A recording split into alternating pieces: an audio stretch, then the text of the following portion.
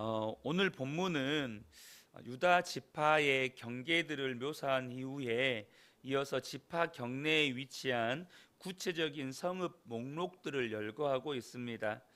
유다 성읍의 목록들은 남부 지역에서 시작해서 평지, 유다 산지, 사해 광야 지역 순으로 소개가 되는데요. 그렇게 해서 유다 지파가 차지한 성읍들의 숫자가 총 122개나 됩니다. 그리고 이런 유다 지파의 기업 분배는 예루살렘 정복에 대한 실패에 대한 언급으로 끝을 맺습니다.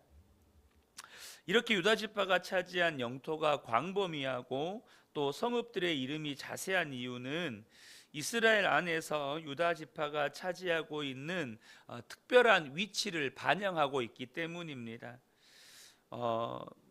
이전에도 설명을 드렸지만 유다는 넷째임에도 불구하고 장자권의 축복을 받은 아들입니다. 왜 그가 넷째 아들임에도 불구하고 장자권이 유다에게 넘어간 것입니까? 그 위에 세 형들이 있는데 바로 르우벤과 시므온과 레위입니다. 바로 이 형들이 죄를 저질렀기 때문이죠. 르우벤은 아버지 첩 비라와 동침을 하는 죄를 저질렀고, 또 시므온과 레위는 디나가 세겜 성읍 하몰의 아들을 세겜에게 강간을 당한 사건이 벌어지게 됩니다. 그때 이 형들이 오빠들이 분노했을 때 이 시므온과 레위가 세겜과 거짓 조약을 맺고 할례를 받게 한 후에 이 세겜 성읍의 남자들을 다 학살하게 되죠. 이처럼 그들이 저지른 범죄로 말미암아 창세기 49장에 보면 야곱이 이 장자의 축복을 넷째 아들인 유다에게 주는 것을 보게 됩니다. 신명기 율법 규정에 의하면 장자에게는 두 몫의 유업을 주게 됩니다. 그래서 유다 지파가 제일 먼저 제비를 뽑게 되었고, 또 다른 지파에 비해서 넓은 지역을 차지하게 된 것이죠. 그에게 장자의 몫을 떼어 준 거예요. 그런데 우리가 여기서 이 유다 지파의 땅 분배를 보면서 몇 가지 눈여겨 보아야 할 것이 있습니다. 그것은 뭐냐면, 먼저는 그 땅이 저절로, 이 땅이 분배되었다고 해서 그 땅이 저절로 유다 지파의 땅이 되는 것은 아니라는 것입니다. 그러니까 우리가 앞서도 말씀을 드렸지만 가나안 정복 전쟁이 완수되지 않았습니다. 분명히 큰 족속들과의 전쟁은 여호수아가 이끌면서 승리로 장식했지만 아직도 다 정복하지 못한 족속들이 남아 있었고, 그 상태에서 이스라엘 백성들에게, 각 지파에게 땅이 분배되고 있다는 거예요. 그러니까 땅은 분배받았지만 자기 지파가 분배받은 땅 안에 아직도 몰아내지 못한, 그들이 정복하지 못한 땅들이 남아 있다는 것입니다. 그러니까 분명히 약속의 땅이지만 그들에게는 가능성의 땅인 것이죠. 반드시 믿음으로 정복할 때만 누릴 수 있고, 만약에 그들이 믿음으로 그 땅을 취하는 것을 포기하면 그들은 이 아직 정복되지 않는 가나안 족속들과 함께 살아야 하기 때문에 그들에게 위협이 되는 것이죠. 무엇보다도 유다 지파에게 할당된 성읍들 가운데에는 블레셋 성읍들과 가나안 족속 성읍들이 포함되어 있습니다. 그러니까 여러분, 승리는 주어지는 것이면서 동시에 얻어서 누리는 것입니다. 그 과정에서 우리의 믿음은 계속해서 성숙하게 자라가는 거예요. 우리가 예수를 믿게 된 것은 예수님께서 십자가에서 사망 권세와 마귀의 권세를 이기셨기 때문입니다. 그래서 우리에게 구원이 임한 거예요. 그러나 이 예수님께서 십자가에서 사망 권세, 마귀의 권세를 이기셨다는 것은 그 예수님의 승리가 예수를 믿는 모든 성도들에게 주어졌다는 뜻입니다. 그러나 우리가 예수를 믿는다고 해서 예수를 믿는 모든 성도들에게 예수를 믿는 모든 성도들에게 그 승리가 자연스럽게 주어지는 것은 아닙니다. 그 승리가 자연스럽게 보장되는 건 아니에요. 여러분 어떻습니까? 예수님께서 죄에 대해서 승리하셨고 마귀의 권세에 대해 승리하셨는데, 그럼 여러분들이 예수를 믿는 순간부터 죄에 대해서 항상 승리하셨습니까? 혹은 마귀의 유혹이나 마귀의 공격에 항상 그냥 자연스럽게 승리가 되던가요? 절대 그렇지 않습니다. 분명히 예수님께서 십자가에서 죄와 사망 권세와 또 마귀의 권세를 이기셨기 때문에 우리에게 죄를 이기고 사망을 이기고 또 마귀를 이기는 것이 자연스럽게 보장될 것 같은데 그렇지가 않다는 것입니다. 다시 말하면 우리의 삶에서 이 약속의 말씀을 붙잡고 우리가 믿음의 싸움을 해야, 말씀의 순종함으로 믿음의 싸움을 해야 그 승리를 취하게 되는 것입니다. 그래서 저와 여러분들이요, 아직도 예수를 믿고 10년, 20년, 30년 되었지만 끊지 못한 은밀한 죄를 가지고 있는 성도들이 굉장히 많습니다. 왜 그렇습니까? 믿음의 싸움에서 패배했기 때문입니다. 우리가 그 부분에 대해서는 그동안에 제가 너무나도 많이 나누었기 때문에 이 새벽에 다 나누지는 않겠습니다. 분명히 예수님께서 죄에 대해서 십자가에서 승리하셨는데, 사망에 대해서 승리하셨는데, 이 사망에 대한 승리는 우리 주님 다시 오시는 날 우리가 부활의 영광을 누림으로 말미암아서 우리가 얻게 될 것입니다. 또한 그러나 우리가 마귀의 권세에 대해서 또 죄의 권세에 대해서는 여러분 이 땅에서 계속해서 믿음의 싸움을 해감으로 말미암아서 우리가 취해서 누려야 하는 것이에요. 약속의 말씀도 마찬가지입니다. 예를 들면 하나님께서 우리 가정들에게 놀라운 복을 약속해 주셨어요. 창세기 12장 2절 3절을 보면 내가 너로 큰 민족을 이루고 내게 복을 주어 내 이름을 창대하게 하리니 너는 복이 될지라. 너를 축복하는 자에게는 내가 복을 내리고 너를 저주하는 자에게는 내가 저주하리니 땅의 모든 족속이 너로 말미암아 복을 얻을 것이라 하신지라. 여러분, 많은 성도들이 이 말씀을 약속의 말씀으로 받고 정말로 내 가정이, 우리 가정이 믿음의 가정, 축복의 가정이 되기를 간절히 소망합니다. 여러분 어떻습니까? 여러분의 가정은 이 약속대로 땅의 모든 족속에게 복을 나누어 주는, 여러분 주변 사람들에게 복을 나누어 주는 그런 축복의 가정이 되었습니까? 그렇지 않은 경우들이 참 많으실 겁니다. 이유는 무엇입니까? 여러분, 이 약속이 우리에게 주어졌다고 해서 저절로 주어지는 것이 아니고 가정 안에서 우리가 믿음의 싸움을 하셔야 돼요. 가정 안에서 믿음으로 취해야 된다는 거예요. 믿음으로 취한다는 말은 무슨 말이냐면 가정 안에서 무엇을 하더라도 믿음으로 행하고 말씀에 순종하는 삶을 살아갈 때 하나님께서 우리에게 주신 이 약속이 우리가 취하여 누리게 되는 것입니다. 가정 안에서 믿음으로 살아야, 가정 안에서 약속의 말씀에 순종함으로 살아야 하나님의 말씀이 우리가 취할 수 있게 되는 것입니다. 또한 여기서 우리가 살펴보아야 할 것은 뭐냐 하면 하나님이 이스라엘 백성들에게 주시고 싶은 궁극적인 복은 땅이 아니고 믿음이었다는 것입니다. 여러분, 만약에 땅이 복이었다면, 쉽게 말하면 이 땅의 풍요로움이 복이었다면 여러분 좋은 땅들 얼마나 많아요. 가나안 땅은 그렇게 좋은 땅이 아닙니다.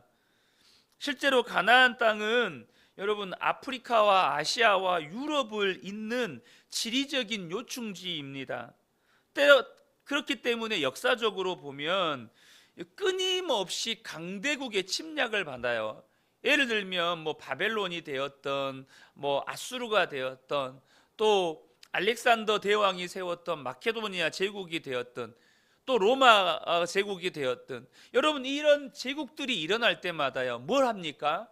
정복 전쟁을 벌입니다. 그래서 아시아로, 유럽으로, 아프리카로 막 뻗어나가요. 그러면 아프리카에서 유럽이나 아시아로 가려면 반드시 이 가나안 땅을 거쳐야 돼요. 유럽에서 아시아나 아프리카로 내려가려면 또 반드시 가나안 땅을 거쳐야 돼요. 아시아에서도 마찬가지. 이 가나안 땅을 반드시 거쳐야 돼요. 그러니까 이 가나안 땅은 강대국의 끊임없는 침략을 받습니다. 바벨론도 아프리카를 정복하려고, 이 애굽을 정복하기 위해서 이 가나안을 거쳐서 가는 거, 이스라엘을 거쳐서 가는 겁니다. 절대 여기는 안전한 땅이 아닙니다. 더 나아가서 비옥한 땅도 아니죠. 하나님께서 때를 따라 비를 내려주시지 않으면 농사짓기가 어려운 땅입니다. 물론 북부 지역은 부욕한 땅이 분명히 있습니다. 그러나 이 남부 지역은요, 거의 광야 같은 척박한 땅입니다. 여러분, 그러면 이 땅이 복이라고 말할 수 있습니까? 정말로 이걸 복이라고 말할 수 있나요? 정말로 이게 하루가 멀다 하고 해가 멀다 하고 외세의 침입을 받아야 한다면 얼마나 불안한 땅입니까? 또 한 가지는 뭐냐면, 그 땅에 들어가서 땅을 분배받았는데 분배받은 땅을 보니까 아직 다 정복되지도 않았어요. 또 그들은 믿음의 싸움을 해서 그 남은 족속들과 전쟁을 벌여서 그 땅을 취해야 되는 거예요. 도대체 하나님께서 이스라엘 백성들에게 복이라고 주신 땅이 복이 맞습니까? 진짜 복은 땅이 아니라는 것입니다. 진짜 복은 그 믿음의 싸움을 해가는 과정 가운데 뭐가 생기는 겁니까? 믿음이 생기고 점점 자라가는 것입니다. 그러니까 하나님께서 정말로 주고 싶었던 복은 믿음이었다는 거예요. 제가 예전에 초등학교 때였던 것 같아요. 도덕책, 그때는 도덕책이 바른생활이었는지 정확히 기억이 안 납니다. 어쨌든 도덕책이었는지 국어책이었는지 모르겠는데, 지혜로운 아버지가 게으른 새 아들에게, 너무나 아버지는 부자인데 이 아들은 너무너무 게으른 거예요. 근데 이 게으른 새 아들에게 아버지가 땅을 물려주면, 큰 과수원 농장을 하셨는데 이 땅을 물려주면 얼마 못 가서 애들이 이 땅을 팔아먹고 그냥 다 재산을 거덜내게 생겼는 거예요. 그래서 아버지가 돌아가시면서 유언을 남깁니다. 유언을 남길 때 뭐라고 남겼냐면, 아버지가 너희들한테 지금까지 보여주지 않은 보물들이 있다. 그런데 아버지가 보물을 너희들한테 물려줄 것이 아니라 이 과수원 곳곳에다가 아버지가 이렇게 묻어놨다. 그러니까 너희들이 그것을 캐가지고 너희들이 캔 만큼 차지해라. 이렇게 유언을 남긴 거예요. 그러니까 이 세 아들들이 과수원에서 보물을 찾으려고 여기저기를 파기 시작한 거죠. 여기를 팠다 저기를 팠다. 그러니까 사방팔방 다 판 것입니다. 근데 보물이 안 나와요. 그런데 이 아들들이 이 과수원에 넓게 이 아버지가 묻어놓은 보물을 팔려고 과수원 밭을 다 뒤집으니까 그 해에 땅이 비옥하게 되어져서 많은 과일을 맺고, 이 아들들이 진짜 아버지가 우리에게 물려주고 싶었던 복은 이 땅에 묻혀있는 보물이 아니라 우리가 부지런하게 이 땅을 가꾸면 이렇게 풍성한 열매를 맺게 된다는 것을 가르쳐주기 위함이었구나. 우리가 정말로 부지런하게 성실하게 살아야겠구나. 이것을 깨우쳤다라는 그런 사파 이야기가 있었어요. 여러분, 진짜 복 아닙니까? 그게 진짜 복 아닙니까? 하나님은 분명히 아브람과 이삭과 야곱에게 약속해 주셨던 가나안 땅을 주셨는데, 그 땅도 좋은 땅도 아닐 뿐더러 막상 분배받은 땅을 보니까 아직도 남은 족속들이 있는 거예요. 여러분, 꼭 기억하셔야 합니다. 진짜 복은 믿음입니다. 왜 우리의 삶에 아직도 해결되지 않은 문제들을 하나님께서는 계속 허락하실까요? 진짜 복이 믿음이기 때문입니다.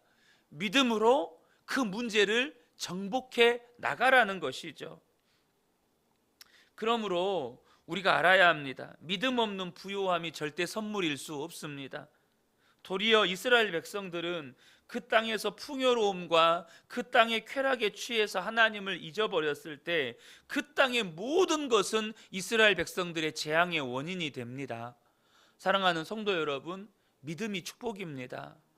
믿음이 진짜 복입니다.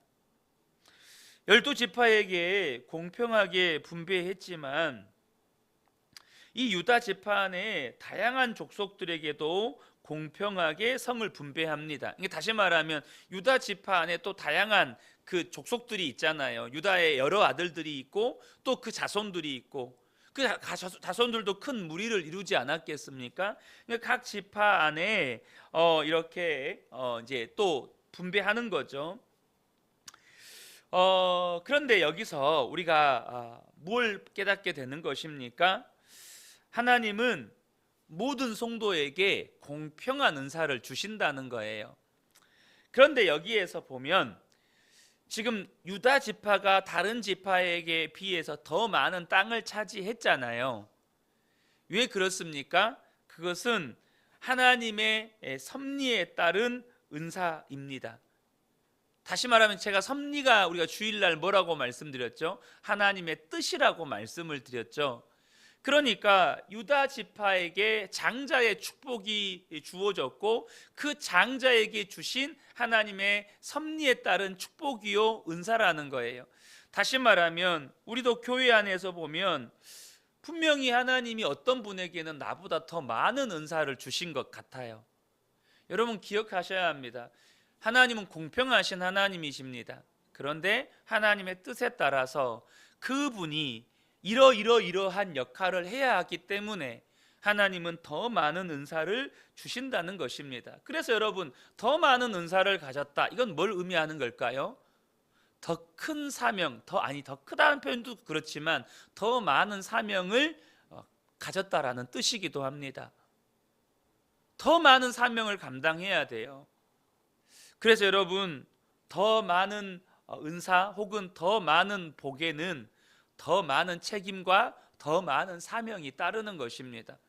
너무 부러워하지 마세요. 너무 여러분 다른 어떤 분에게는 물질의 은사가 있을 수 있죠. 또 어떤 분에게는 정말 어떤 특별한 재능의 은사가 있을 수 있어요. 그런데 여러분 기억하셔야 합니다. 더 많은 은사는 더 많은 사명을 의미합니다. 하나님께서 더 많은 사명 감당하라고 그 은사들을 주신 것이에요. 그건 부러워할 일이 아니고 또 자랑할 일도 아닙니다. 내게 주신 은사를 따라서 주님 주신 사명을 충성되이 감당하는 것, 그것이 우리에게 주어진 길인 것이죠. 저는 우리 근혜교회 모든 성도님들이 하나님께서 주신 그 은사를 따라서 아름답게 하나님의 나라를 충성되게 섬겨가는 복된 분들 되시기를 예수님의 이름으로 축복합니다. 아멘.